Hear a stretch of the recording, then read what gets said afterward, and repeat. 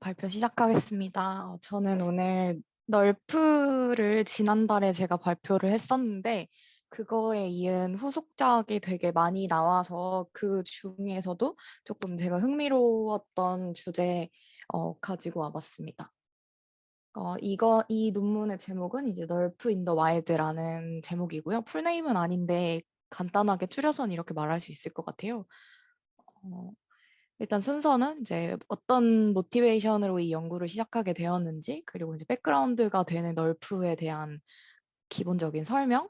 사실 널프에서부터 출발해서 이제 약간의 변형을 준 케이스라서 널프를 이해하는 게 이 논문에서 제일 어려운 부분일 것 같아요. 아마도 이 널프를 안 읽어보신 분들은.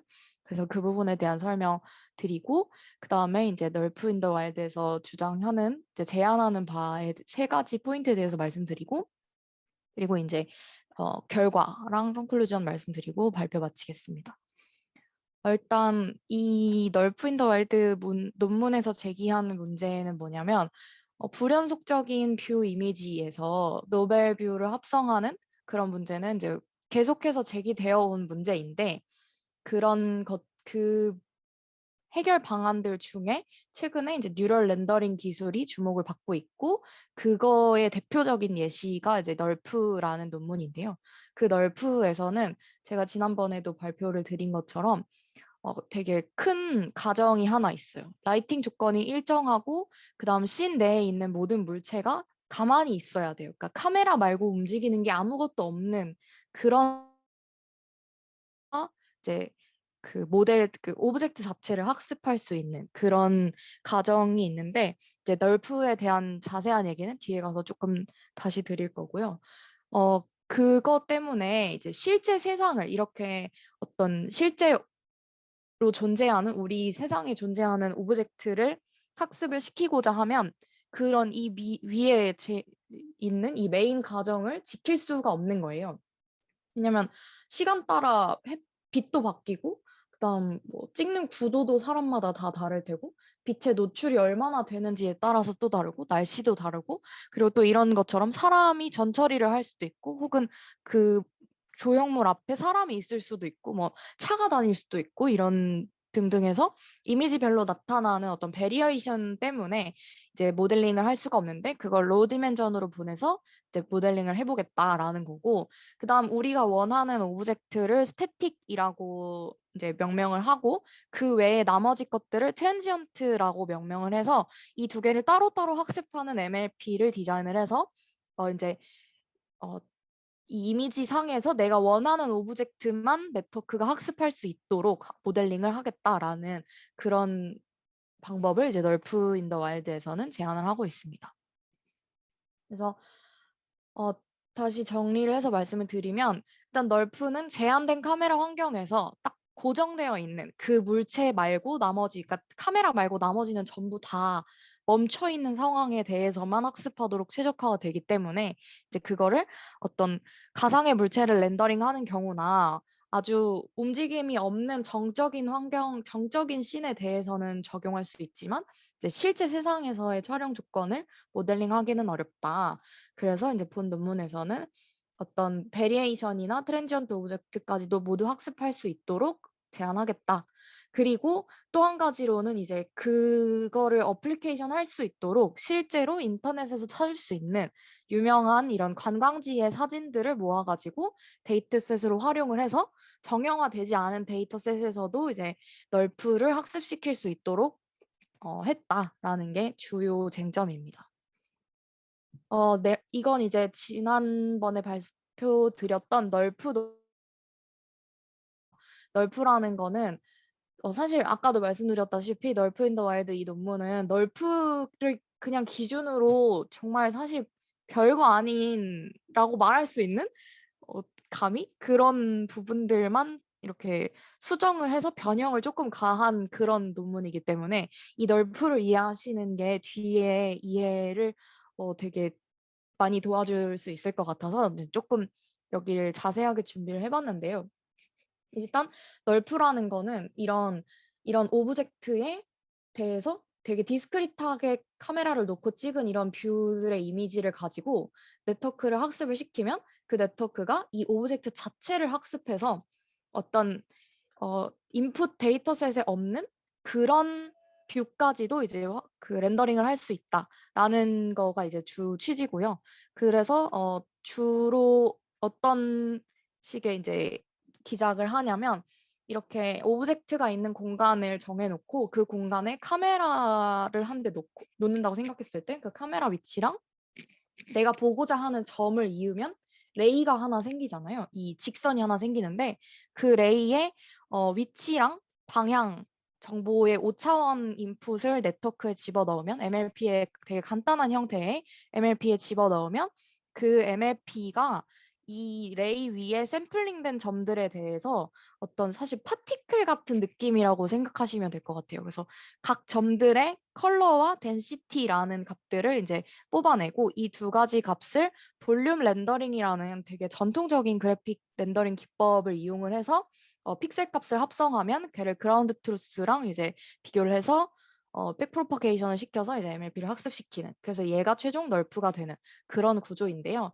이걸 수식적으로 조금 보면 이 수식들은 널프 논문에 있는 건 아니고요. 이 널프 인 더 와일드에서 본인들의 그 아이디어를 맞게 설명하기 위해서 조금 변형을 가한 그런 수식들이에요. 그래서 하나씩 보면 이, 이 대문자 R, 이 꼬부러진 R처럼 생긴 이 문양이 뭐냐면 이제 렌더링, 여기 보이는 그 볼륨 렌더링이라는 표시라고 생각해 주시면 될 것 같아요. 거기에 이제 그 렌더링에 레이 정보가 들어가고 그다음 컬러랑 덴시티 값을 받는다라고 했는데 사실 이 렌더링 자체가 레이를 받는 거라고 하기는 조금 힘들고요. 이 컬러랑 덴시티를 받는 과정에서 이제 레이가 들어간다. 근데 그 레이 위에 각 샘플링된 점들을 표현하기 위해서 이 함수 안에다 레이를 집어넣은 것 같고요. 그래서 사실 그냥 얘는 기본적으로 쓰이는 정보라고 생각해 주시면 될 것 같습니다. 그리고 이제 그거를 볼륨 렌더링하는 수식은 사실 적분식인데 걔를 이제 쿼드라처럴하게 근사를 해가지고 사용을 하면 이런 형태의 식이 나온다. 이때 어떤 t라는 라지 t라는 트랜스미턴스 값을 넣고 그리고 덴시티 값이 들어간 이 값을 알파로 근사를 시켜가지고 얘를 어떤 확률 분포처럼 확률처럼 생각을 하고 그 다음에 이 컬러가 확률 분포 이렇게 생각을 해서 이것들의 기대값으로 컬러 픽셀 값을 계산을 하겠다. 근데 그때 가중치를 조금 더 줄 건데 그 가중치가 이제 알아서 설명드릴 이제 이런 트랜스미턴스라는 값입니다. 그래서 이 트랜스미턴스는 내가 어떤 샘플링한 어떤 한 점을 볼 때 그 점 앞에 얼마나 많은 포인트들이 있는지에 대한, 그리고 그 포인트가 얼마나 불투명한지에 대한 그런 정보라고 생각해 주시면 될 것 같아요. 그리고 이제 조금 여러 가지 어떤 학습을 잘 도와주기 위한 방법들 중에 코스 네트워크랑 파인 네트워크라는 게 있고 이 부분은 이제 널프에서 로스를 말하고 있는 부분인데요. 그냥 간단하게 L2 로스 썼고 그다음 코스 네트워크는 이제 이 점의 샘플링을 되게 좀 소하게 살짝 대충 해가지고 학습을 한번 시키고 그다음 그 시킨 네트워크로 이제 다시 한번 점을 좀 더 밀하게 샘플링을 해서 이렇게 덴시티가 높은 구간에서 더 밀한 샘플링을 해가지고 학습을 시킨 게 이제 파인 네트워크라고 생각을 해주시면 될 것 같아요. 그래서 이제 이 부분이 이 그림은 그 원래 널프 논문에서 갖고 온 건데요. 이게 간단한 MLP의 형태예요. 이 라지 F 세타라는 라고 이제 치환된 그 MLP를 말하는 건데 이 MLP가 널프에서는 그냥 하나 통째로 이렇게 네트워크로 칭하는데 이거를 편의상 이 논문에서는 이렇게 두 개로 쪼개놨어요. 그 두 개로 쪼갠 부분이 뭐냐면 처음에 위치 정보가 쭉 들어가서 덴시티에 대한 정보가 먼저 나오고 그 다음에 방향에 대한 정보가 들어가서 그 컬러에 대한 값이 나오거든요. 그래서 그때 그 덴시티를 뽑아내는 MLP를 MLP1이라고 부르고 그 다음에 이제 방향에 대한 정보를 받아서 컬러에 대한 정보까지 뽑아내는 그런 네트워크를 MLP2라고 이제 이 논문에서 명명하고 있습니다. 그래서 본격적으로 널프 인더 와일드를 살펴보면 사실 되게 간단한 구조를 가지고 있는데요. 일단 아까 MLP 1, 2를 나눴다고 했잖아요. 거기에다가 어떤 요소를 하나 더 추가를 해주냐면 이제 어떤 임베딩 벡터를 하나 추가를 해주는데요. 이 임베딩 벡터는 뭐냐면 그 데이터셋에 있는 이미지의 임베딩 벡터예요. 그 이미지의 특성을 추출한 벡터라고 생각해 주시면 될 것 같은데 그 벡터를 MLP2에다가 요 MLP2에다가 같이 집어넣어서 그렇게 해서 컬러를 뽑겠다는 거예요. 덴시티는 원래대로 그냥 그 포지션이 들어가서 어차피 덴시티는 방향에 대한 함수가 아니었으니까 그래서 그 방향이랑 무관한 값이니까 얘네는 그 덴시티는 뽑는 거대로 뽑고 그다음에 각 이미지의 어떤 피처를 추출한 벡터를 좀 섞어가지고 컬러를 뽑겠다라는 그런 방법인데요. 그거를 이제 여기서는 레이턴트 어피런스 모델링이라고 이제 부르고 있고요. 그때 이 임베딩 벡터는 어떻게 뽑는 거냐라고 하면 이제 제너러티브 레이턴트 옵티미제이션 GLO라는 방법의 이 논문인데요. 이 논문이 이제 어떤 논문이냐면 오토인코더에서 디코더를 없앤 부분 혹은 제너러티브 어드버서리얼 네트워크에서 간에서 디스크리미네이터를 없앤 부분 이렇게 생각해 주시면 될 것 같은데 그런 네트워크라고 생각을 해주시면 될 것 같은데 이제 이 최적화 방법이라는 게 뭐냐면 그 간을 할 때 그 간 쓸 때 처음에 이렇게 샘플링된 벡터 G를 넣잖아요. 그 Z를 넣어서 이제 제너레이터가 그 생성한 이미지랑 원래 원본 이미지랑 이제 비교를 해가지고 학습을 시키는 건데 이때 디스크리미네이터가 있으면 얘네 둘이 같은지 아닌지 이 만들어낸 이미지가 참인지 아닌지를 판단하는 그런 네트워크가 또 하나 더 필요한데 그거를 없애고 그 G 벡터 자체를 최적화를 같이 해가지고 제너레이터만 학습을 시키겠다. 어차피 디스크리미네이터는 학습 끝나고 나면 쓰지 않으니까 그냥 이 벡터 자체를 같이 업데이트를 쭉 해서 제너레이터만 학습을 시키겠다라는 그런 방식이에요. 그래서 이렇게 최적화를 한 이 벡터를 임베딩 벡터로 삼고 얘를 MLP에 넣어서 컬러를 뽑아낸다. 이렇게 생각해 주시면 될 것 같고요.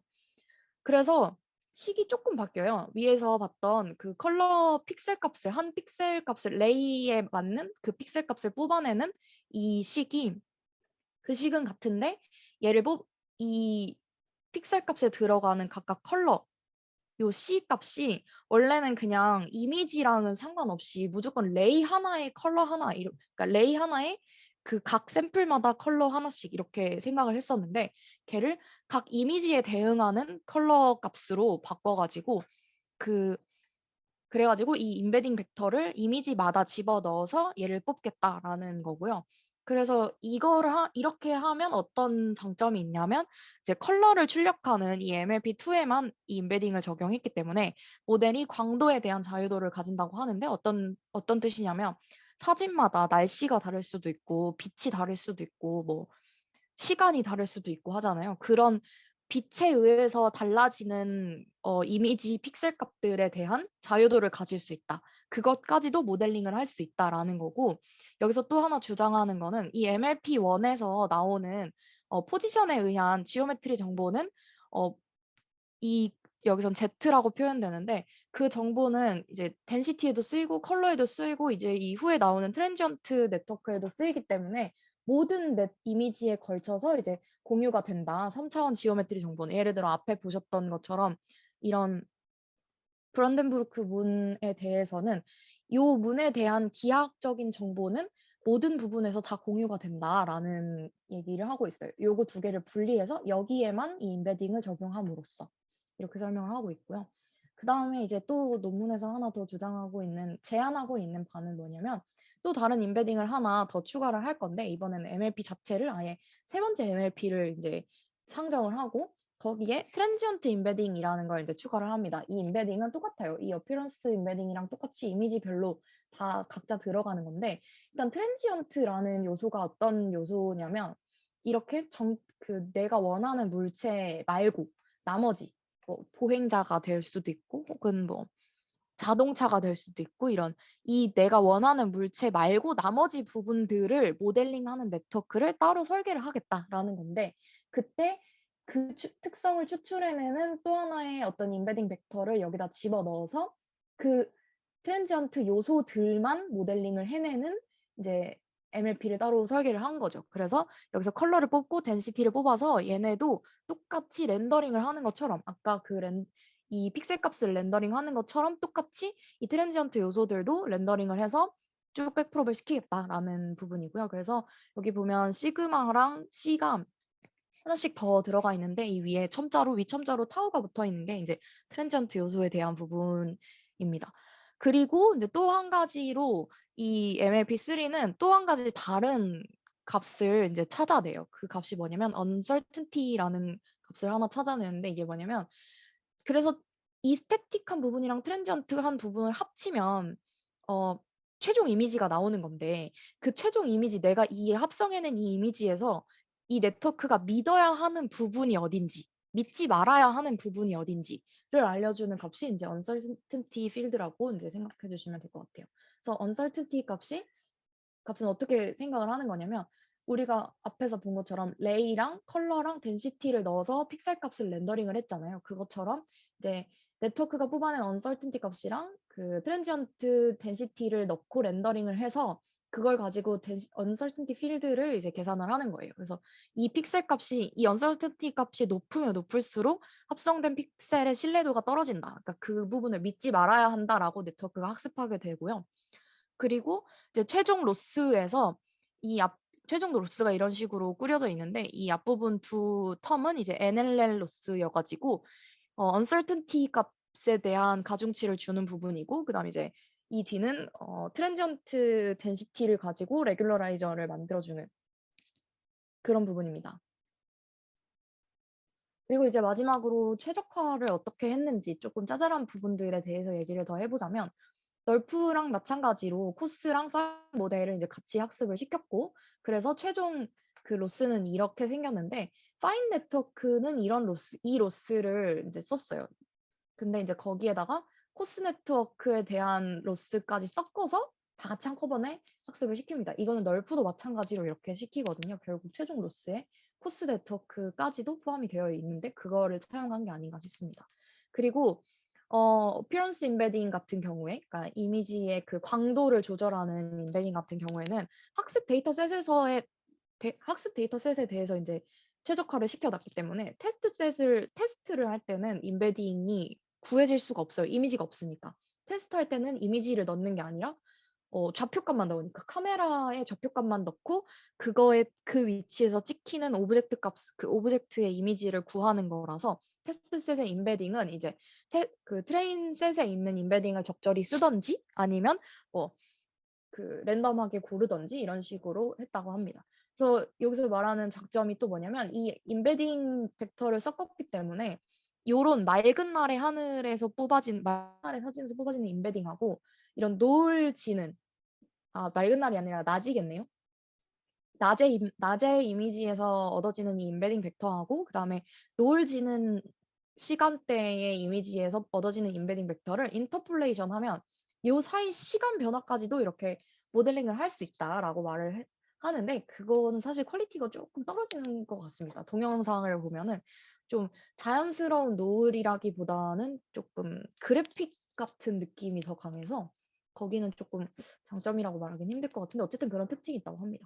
근데 그러면 저는 좀 궁금했던 게 이 인터넷 사진을 그냥 뭐 저작권은 해결이 됐다 하더라도 얘를 무작정 다 끌어모았을 텐데 그 위치를 어떻게 알아냈냐가 이제 조금 의문이었는데 콜맵이라는 어떤 기법이 있대요. 그래서 그 사진의 카메라 위치를 이제 정하는 그런 방법이 있다고 하는데 레디얼한 방향하고 탄젠셜한 방향으로 각각 두 개씩 왜곡 보정, 디스토션을 보정하는 그런 변수를 설정을 해서 카메라 위치를 이제 추정을 했다고 하고요. 그다음에 널프도 학습을 시키는데 이 널프도 그렇고 널프 인 더 와일드도 그렇고 똑같이 다 어떤 한 씬에 대해서 죄송합니다. 한 씬에 대해서 네트워크 하나가 학습이 되는 건데 그 한 씬을 학습하기 위해서 배치를 2048 써가지고 총 30만 회를 이터레이션을 해야 된대요. 그리고 이제 엔비디아 V100 GPU 8개를 기준으로 이틀이 걸린다고 합니다. 한 씬을 학습을 시키는데. 사실 정형화되지 않은 데이터셋에 대비해서 학습 시간을 더 많이 쓰는 느낌. 결국 트레이드오프 관계가 있는 게 아닌가라는 생각이 들었는데요.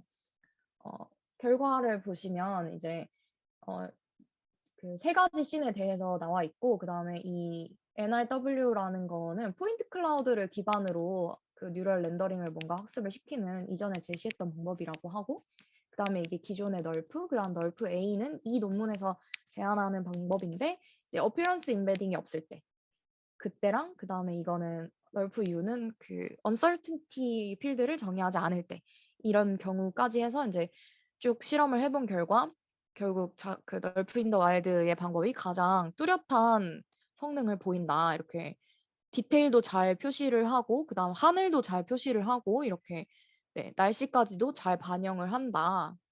그런 내용이고요. 널프를 학습시킬 때는 똑같은 데이터셋을 쓴 것 같습니다. 네, 이 널프 인 더 와일드를 학습시킨 거랑 같은 데이터셋을 사용한 걸로 보여요. 그래서 이제 이런 날씨도 얘가 학습을 잘 못하고 그리고 또 뿌얘지고 퀄리티가 안 좋아지고 뭐 이런 단점이 있다고 설명을 합니다. 그리고 또 하나 널프 인 더 와일드의 장점으로는 이런 자연에서 찍힌 그러니까 실제 상황을 찍은 그런 데이터셋으로 학습을 했을 때 뎁스를 좀 더 잘 추출할 수 있다라는 장점을 가진다고 하는데 사실 이거는 조금 믿기가 조금 어려웠던 거는 어 진짜 뎁스를 잘 추출한 건지를 알 수가 없으니까 그래서 뭐 좀 사실적으로 추출해냈다라고는 볼 수 있지만 얘보다는 잘 추출했다라고 할 수는 있겠지만 이 뎁스맵을 믿을 수 있는가에 대한 쟁점이 아직 있다고 저는 생각합니다. 그리고 이제 어 다른 화면을 하나 보여드릴 텐데요. 잠시만요.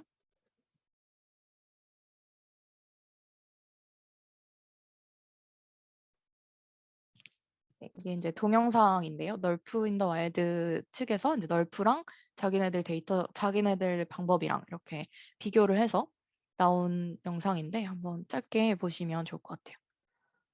방금 보시는 것처럼 이렇게 어, 스쳐 지나가는 그런 것들도 어, 널프는 잘 모델링을 못하는데 비해서 이 널픈 더 와일드는 잘 하고 그리고 날씨도 이렇게 하늘도 그 조명까지 얘가 더 잘 한다. 그리고 이런 식으로 여기가 이렇게 흐려지는데 얘는 좀 더 잘 된다. 뭐 이런 얘기를 하고 있습니다. 이렇게 앞에 보이는 이런 조형물들이 되게 불안정하게 움직이는데 비해서 얘는 좀 더 잘 된다. 근데 조금 보면 더 엣지가 더 안 살아있는 하이프리퀀시 성분을 다 잃어버리는 그런 느낌도 있는 것 같아서 사실 뭐가 월등히 낫다라고 말하기는 조금 어려울 것 같습니다. 생각했던 것보다 결과가 좋게 나와서 그건 신기하긴 했지만 네, 그렇습니다.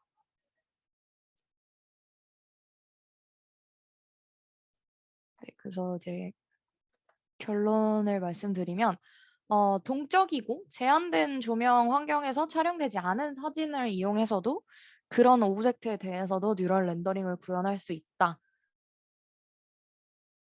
그런 구현을 위해서 이미지의 광도를 반영하는 어피어런스 임베딩 기법과 그다음에 타겟 물체를 가리는 장애물을 구별해낼 수 있게 이제 트랜지언트 헤드를 제안했다. 그래서 결과로 더 높은 품질의 이미지를 합성할 수 있고 이제 자연 환경에서 오는 어떤 시간적인 요소까지도 고려를 해서 이미지를 렌더링할 수 있다라는 결과를 보여줬지만 앞에서도 말씀드린 것처럼 데이터셋의 품질이 낮아진 거를 컴퓨터 리소스로 충당을 하는 게 아닌가. 결국은 학습 시간도 학습 시간에 비해서 그 널프는 V100 GPU를 1개 썼는데 얘는 씬 1개당 8개를 써서 똑같이 이틀을 학습을 시키면 널프의 최대 단점이 이제 컴퓨팅 리소스가 너무 많이 들고 너무 오래 걸린다는 게 최대 단점인데 이제 그런 단점이 더 악화되는 게 아닌가라는 생각을 저는 했고요. 대신 어떤 굉장히 큰 건축물이나 복잡하게 생긴 건축물 그래서 그래픽 렌더링으로 걔를 따서 데이터셋을 마련할 수 없는 그런 조형물의 경우에는 이제 유용하게 쓸 수 있을 것으로 저는 생각을 했습니다. 네. 제 발표 여기까지고요. 궁금한 거 있으신 분들은 자유롭게 질문해 주시면 감사하겠습니다.